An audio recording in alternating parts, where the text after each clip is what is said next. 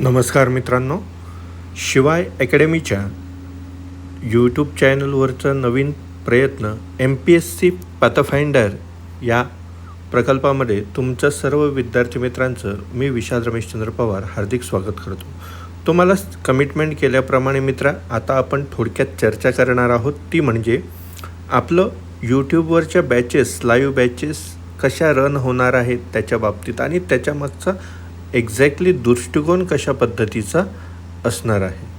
येत्या लक्षात मित्रांनो, प्लॅनिंगमध्ये पहिल्यांदा लक्षात घ्या, आपण या यूट्यूब चॅनलवर काय काय कव्हर करणार आहोत. MPSC अराजपत्रित संयुक्त गट ब आणि क चा पूर्व आणि मुख्यचा अभ्यासक्रम आपण कव्हर करणार आहोत. त्याचप्रमाणे MPSCच्या राजपत्रित संयुक्त नागरी सेवा परीक्षा म्हणजेच राज्यसेवा परीक्षेसाठीचा अभ्यासक्रम आपण कव्हर करणार आहोत. तो पण पूर्व आणि मुख्य या दोघांचा असणार आहे. राज्यसेवा नवीन प्रकारातली 2025 पासूनची. येत्या लक्षात. आणि सोबतच एक विकेंड जी बॅच आहे ती पण आपण लाईव्ह रन करणार आहोत. MPSC फाउंडेशन बॅच तिचं नाव असणार आहे. त्यामध्ये काय असेल काय नसेल हे आपण नंतर बघू. येत्या लक्षात. मित्रांनो, सुरुवातीला रेकॉर्डेड लेक्चर्स हे आपल्या यूट्यूब चॅनलला अपलोड होणार आहे. ते जे रेकॉर्डेड असतील ते अपलोड होतील. मात्र नंतर काही दिवसानंतर, ठराविक कालावधीनंतर, एकदाचं शेड्यूल रन प्रॉपरली सगळं सेटअप बसल्यानंतर लाईव्ह शेड्यूल सेशन्स होतील. येत्या लक्षात. लाईव्ह शेड्यूल्ड सेशन म्हणजे काय? सेशन्स लाईव्हच होतील, मात्र त्याचं शेड्यूल तुम्हाला ऑलरेडी कळालेलं असेल. येत्या लक्षात. हे लाईव्ह शेड्यूल करण्यासाठी किंवा अपडेट तुम्ही आपल्या याला कोणतं लेक्चर कधी असणार आहे, काही बदल झालेला आहे का, याच्या संदर्भात तुम्हाला माहिती मिळण्यासाठी एक उत्तम पर्याय आहे, तो म्हणजे टेलिग्राम चॅनल. येत्या लक्षात. माझं जे टेलिग्राम चॅनल आहे ते तुम्ही सबस्क्राईब करून घ्या, म्हणजे त्यावर मी त्याच्या संदर्भातले अपडेट्स तुम्हाला देत राहील. आणि सोबतच तुम्ही आपलं जे UPSC पाथफाइंडर हे जे चॅनल आहे हे सबस्क्राईब करून ठेवा. सबस्क्राईब आणि बेल आयकॉन क्लिक केल्यामुळे तुम्हाला जेव्हा शेड्यूल्ड असेल, केव्हा व्हिडिओ लेक्चर अपलोड होईल याच्या संदर्भात तुम्हाला नोटिफिकेशन मिळत जाईल. एक झाला प्रकार, यूट्यूब चॅनलला काय करायचं आहे, तुम्ही सबस्क्राईब करायचं आहे. हा एक पर्याय. आणि जर काही 11th आवरला काही चेंजेस वगैरे झाले किंवा लेक्चर्स अपडेट्स काही असतील तर ते तुम्हाला टेलिग्राम चॅनल्सला मिळतील. टेलिग्राम चॅनलचं नाव आहे शिवाय अकॅडमी. येतं लक्षात. शिवाय अकॅडमी हे यूट्यूब चॅनलचं टेलिग्राम चॅनलचं नाव आहे. ते तुम्ही सबस्क्राईब करून ठेवा. त्या चॅनलला जुळून राहा. त्या ठिकाणी मी अपडेट्स देत असणार आहे. येतं लक्षात. चला तर मग महत्त्वाने 3 परीक्षा तुम्हाला कोणत्या कव्हर होणार आहेत या ठिकाणी. तर पहिली आहे MPSC अराजपत्रित गट ब गट क पूर्व आणि मुख्यचा आणि राजपत्रित संयुक्त नागरी सेवा राज्यसेवा परीक्षेसाठी. येतं लक्षात. आणि सोबतच विकेंड बॅच असणार आहे MPSC फाउंडेशनची.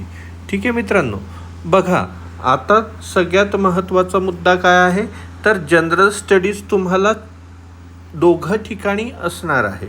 येतं लक्षात. आता जनरल स्टडीजचा जो पर्स्पेक्टिव्ह आहे तो कसा आहे, तर बघा थोडक्यात सांगतो मित्रांनो. येतं लक्षात. गट ब आणि क याची जी पूर्व परीक्षा आहे आणि मुख्य परीक्षा आहे, या दोघंही परीक्षा तुमच्या कशा आहेत, ऑब्जेक्टिव्ह टाईप आहेत, म्हणजे MCQs बेसिसवरचे आहे. येतं लक्षात. आता पूर्व आणि मुख्य, या पूर्वमध्ये एकच पेपर असतो, तो जनरल स्टडीजचा असतो हा पण. आणि मुख्य परीक्षेला जो पेपर क्रमांक 1 असतो, ज्याला आपण जनरल स्टडीजचा पेपर म्हणतो, याच्यामध्ये बऱ्यापैकी जनरल स्टडीज कसं आहे, कॉमन आहे. यामध्ये फारसा बदल नाही. काही कायदे इन्क्लूड केलेले आहेत, तो एक अनकॉमन भाग आहे. मात्र 70% सिलेबस कसा आहे, कॉमन आहे. जो गट ब क चा पूर्वचा सिलेबस आहे असा 70% पेपर 1 जनरल स्टडीजचा मुख्यचा सिलेबस कॉमन आहे. किती टक्के? 70% सिलेबस कॉमन आहे. ठीक आहे. आता मग याचा स्वतंत्र अभ्यास न करता याचं जनरल स्टडीजचा एक कॉमन अभ्यास होऊ शकतो, सामायिक पातळीवर होऊ शकतो. त्याच प्रकारे राजपत्रित संयुक्त नागरी सेवा म्हणजेच ज्याला आपण राज्यसेवा परीक्षा म्हणतो, येतं लक्षात? वर्ग 1चे गॅझेटेड ऑफिसर बनण्यासाठी राज्यसेवा परीक्षा विशेष करून आपण 2025 बद्दल बोलतो आहे. याच्यामध्ये असं लक्षात घ्या की याची पण जी पूर्व परीक्षेला 2 पेपर होतात, त्याचे पेपर 1 आणि पेपर 2. पेपर 1 जो जनरल स्टडीजचा असतो त्यावर मेरिट लागतं आणि पेपर नंबर 2 जो CSATचा असतो याला क्वालिफाईंग इन नेचर असतं 33%. येत्या लक्षात? बेसिकली तुम्हाला काही लेक्चर्स मी या पद्धतीने अपलोड करणार आहे की जेणेकरून तुमचं काय होईल, त्या ठिकाणी बऱ्याच अनुषंगाने एक्झामचा पॅटर्न जो आहे तो पण तुम्हाला लक्षात येणार आहे. येत्या लक्षात? तर मग बघा मित्रांनो, यात मग जनरल स्टडीज आहे आणि या राज्यसेवेसोबत या गट ब कच्या पण परीक्षेमध्ये जनरल स्टडीज आहे. काठिण्य पातळीमध्ये फरक असणार आहे, हरकत नाही, मात्र कॉन्टेंट आणि टॉपिक सारखे असणार आहेत. येतं लक्षात? मग सोबतच आता आपल्याला पुढचा मुद्दा उरतो तो म्हणजे याची जी मुख्य परीक्षा आहे, येतं लक्षात? याची जी मुख्य परीक्षा आहे कशाची? राज्यसेवेची. ही जी राज्यसेवेची परीक्षा आहे ही कशी आहे? ही डिस्क्रिप्टिव्ह असणार आहे. आता या डिस्क्रिप्टिव्हमध्ये जो कॉन्टेंट आहे, येतं लक्षात? हा कॉन्टेंट काही स्वरूपात हा जो प्रीचा कॉन्टेंट आहे हा कॉमन असणार आहे. प्रीचा पण काही कॉन्टेंट आणि मेन्सचा पण काही कॉन्टेंट कॉमन असणार आहे. येतं लक्षात? हा कॉमन कंटेंट आपण पहिल्यांदा कव्हर करू, नंतर अनकॉमन कॉन्टेंटकडे वळणार आहोत. म्हणजे आपण सुरुवातीला अशा प्रकारे लेक्चर्सची रचना ठेवणार आहोत की ज्याच्यामध्ये तुमचं पूर्व आणि मुख्य गट ब क पण कव्हर होईल आणि राज्यसेवेची पहिल्यांदा पूर्व कव्हर होईल. नंतर आपण मुख्यचा जो अनकॉमन भाग आहे तो कव्हर करणार आहोत. CSAT पण आपण घेणार आहोत. गट ब कची मुख्य परीक्षा आणि राज्यसेवेमध्ये जी लँग्वेज पेपर आहेत या लँग्वेजचं ग्रामर पण आपण या ठिकाणी घेणार आहोत. त्याबद्दल काळजी करू नये. आपण पहिल्यांदा कॉमन फॅक्टर्सबद्दल बोलतो आहोत. येतं लक्षात? सुरुवातीला मी म्हटल्याप्रमाणे काही लेक्चर्स रेकॉर्डेड असतील, नंतर त्याचं शेड्यूल तुम्हाला डिक्लेअर होईल. शेड्यूल कसं तुम्हाला कळेल तर टेलिग्राम चॅनल शिवाय अकॅडमीचं तुम्ही जॉईन करून ठेवा आणि यूट्यूब चॅनलला MPSC पॅथफाइंडरला तुम्ही सबस्क्राईब करून ठेवा. येतं लक्षात? चला तर मग जनरल स्टडीजमध्ये कोअर सब्जेक्ट कोणकोणते मित्रांनो? चालू घडामोडी आहे, भारतीय राज्यव्यवस्था आहे, भारतीय अर्थव्यवस्था आहे आणि सोबत विज्ञान तंत्रज्ञान आहे. भूगोल आणि इतिहास ही पण आहेत, मात्र तुलनेने प्री आणि मेन्सला कन्सिस्टन्सी कॉमन किंवा कंटिन्युअस ज्याचं वेटेज कधीही साधारणतः बदलत नाही असे हे 3 विषय: करंट अफेअर, भारतीय राज्यव्यवस्था आणि भारतीय अर्थव्यवस्था. करंट अफेअरमध्ये तंत्रज्ञान हा मुद्दा कव्हर होऊन जातो. आता फॉर एक्झाम्पल जर तुम्हाला सांगायचं झालं तर मगाशी मी म्हटल्याप्रमाणे गट ब क पूर्व मुख्यचा सिलेबस आणि राज्यसेवेचं 2025चा पूर्व मुख्यचा कॉमन कंटेंट आपण पहिल्यांदा कव्हर कर. अनकॉमन म्हणजे काय? ज्याच्यामध्ये तुम्हाला मुख्य परीक्षेला राज्यसेवेला आहे आर्ट अँड कल्चर, महिलांची सामाजिक स्थिती, जागतिक इतिहास, हा भाग अनकॉमनमध्ये येतो. येत्या लक्षात? हा भाग कशात येतो? अनकॉमनमध्ये येतो. हे पण आपण कसे करणार आहोत हे लेटर ऑन कव्हर करणार आहोतच. काय सायमल्टेनियसली जसा वेळ आपल्याला जज होईल त्या पद्धतीने आपण ते करणार आहोत. येतं लक्षात मित्रांनो? कॉमन आणि अनकॉमनचा फरक कळाला. चला पुढे बघूया. लाईव्ह बॅच असणार आहे. बऱ्यापैकी सांगितल्याप्रमाणे सुरुवातीला रेकॉर्डेड असेल, नंतर मग त्याच्यानंतर आपण काय करणार आहोत? लाईव्ह सेशन्स घेणार आहोत. हे जे लाईव्ह सेशन्स असतील हे प्री डिफाईंड लेक्चरचं शेड्यूल, जसं तुमचं क्लासचं ऑफलाईनचं शेड्यूल लागतं पहिल्यांदा बोर्डवर किंवा तुम्हाला कळवलं जातं, तसं याचं पण शेड्यूल मी तुम्हाला प्री डिफाईनरित्या टेलिग्रामला शेअर करणार आहे. त्याच्यामुळे तुम्ही टेलिग्राम चॅनल जर सबस्क्राईब केलं तर तुम्ही अपडेट राहाल आणि सोबतच तुम्ही जर यूट्यूब चॅनल सबस्क्राईब करून ठेवलं तर त्याचं नोटिफिकेशन तुम्हाला मिळत असणार आहे. इथं हे लक्षात. आता बघा पुढचा मुद्दा, तुम्हाला मी मगाशी सांगितलं होतं की फाउंडेशनबद्दल मी बोलणार आहे. तर त्याच्यामध्ये महत्त्वाचा मुद्दा आहे MPSC फाउंडेशन म्हणजे काय. या ठिकाणी फाउंडेशन पायावर MPSC स्पर्धा परीक्षा करण्यासाठी पायावर कसा रचला पाहिजे याच्याकरता 2 महत्त्वाचे संदर्भ महत्त्वाची असतात. ती म्हणजे स्टेट बोर्ड आणि NCERT. आता स्टेट बोर्ड आणि NCERTचे जे कोअर सब्जेक्ट्स आहेत आपले स्पर्धा परीक्षेचे, त्या कोअर सब्जेक्ट्सचे कोअर कॉन्सेप्ट आपण या ठिकाणी कव्हर करणार आहोत इन डिटेल्डमध्ये.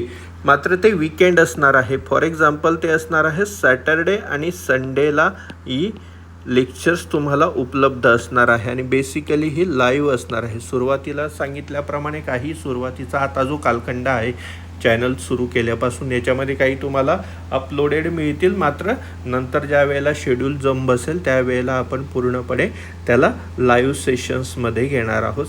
शनिवार रविवारी त्याचा वेळही निश्चित असेल, त्यावेळेला तुम्ही ते अटेंड करू शकतात. आता याच्यामध्ये सगळ्यात महत्त्वाचा मुद्दा तुमच्यासमोर प्रश्न पडला असेल की कॉमन कंटेंटचे कोणकोणते लेक्चर्स आता होतील सर, येते लक्षात. तर आता पहिल्यांदा आपण फोकस करणार आहोत करंट्स अफेअर, इंडियन पॉलिटी, येते लक्षात, इंडियन पॉलिटी आणि इंडियन इकॉनॉमी या 2 विषयांपैकी एक विषय घेणार आहोत. कोणता, इंडियन पॉलिटी किंवा इंडियन इकॉनॉमीपैकी घेणार आहोत. आणि एक कंपल्सरी तुमचा माझा असणार आहे करंट्स अफेअर. कारण की करंट्स अफेअर तुम्हाला मुख्य परीक्षेला उत्तरं लिहिण्यासाठी राज्यसेवेला 2025 पासून महत्त्वाची भूमिका बजावणार आहे, येतं लक्षात. आणि सोबतच प्री आणि मेन्सला दोघं ठिकाणी गट ब कच्या पूर्वला पण करंट्स अफेअर महत्त्वाची भूमिका बजावतो. जनरल स्टडीजचे प्रश्न ठरवण्यासाठी हे काही वेगळं सांगायला नको. मग करंट्स अफेअर हा जो भाग आहे हा किती दिवसांचा आपण कव्हर करणार आहोत, तर करंट्स अफेअरचा आपण, मी तुम्हाला कमिटमेंट करतो त्याप्रमाणे जवळपास 1 वर्षाचं करंट्स अफेअर मी तुमचं कव्हर करणार आहे. मात्र 1 वर्षाचं करंट अफेअर कव्हर करत असताना वीक एंडला, येतं लक्षात, वीकेंडला पर वीकचं पण करंट अफेअर आपण काय करणार आहोत, कव्हर करणार आहोत. जर काही विशेष इश्यूज त्या कालखंडात आठवड्यामध्ये घडलेले असतील ते पण आपण कव्हर करणार आहोत. म्हणजे मागचं तर कव्हर होईल, मात्र प्रेझेंट पण आपला कव्हर असणार आहे. अशा प्रकारे चालू घडामोडींचे लेक्चर सुरू होतील. सुरुवातीला ते रेकॉर्डेड स्वरूपात असतील, नंतर तुम्हाला स्टेप बाय स्टेप त्याचं प्रीडिफाईन्ड शेड्यूल कळत जाईल, येते लक्षात. म्हणजे तुम्हाला या MPSC पॅथफाइंडर हा जो शिवाय अकॅडमीमार्फत राबवला जाणारा प्रकल्प आहे त्याच्यामध्ये तुम्हाला 3 हार्डकोअर बॅचेस मिळणार आहे टोटल कॉन्टेंटसह. तो म्हणजे तुमच्यासमोर असणार आहे राज्यसेवेची पण बॅच असणार आहे, अराजपत्रित गट ब ग PSI/ST असिस्टंटची पण ही जी बॅच आहे ती पण असणार आहे. राजपत्रितचं डेप्युटी कलेक्टर DYSP साठी पण बॅचेस आणि जे अंडर ग्रॅज्युएट आहे त्यांचं पण असणार आहे. त्याचं शेड्यूल वगैरे आणि त्याचे जे कोअर कॉन्सेप्ट्स आहेत किंवा कोणते टॉपिक्स आपण सुरुवातीला घेणार आहोत याचं रितसर येत्या काही काळात मी लगेचच ते शेड्यूल तुमच्याशी शेअर करणार आहे, येत्या लक्षात. तर मग MPSC पॅथफाइंडर हे MPSC आपलं यूट्यूब चॅनल जे आहे ते सबस्क्राईब करायला विसरू नका आणि व्हिडिओला लाईक, कमेंट आणि शेअर जरूर करा. थँक्यू.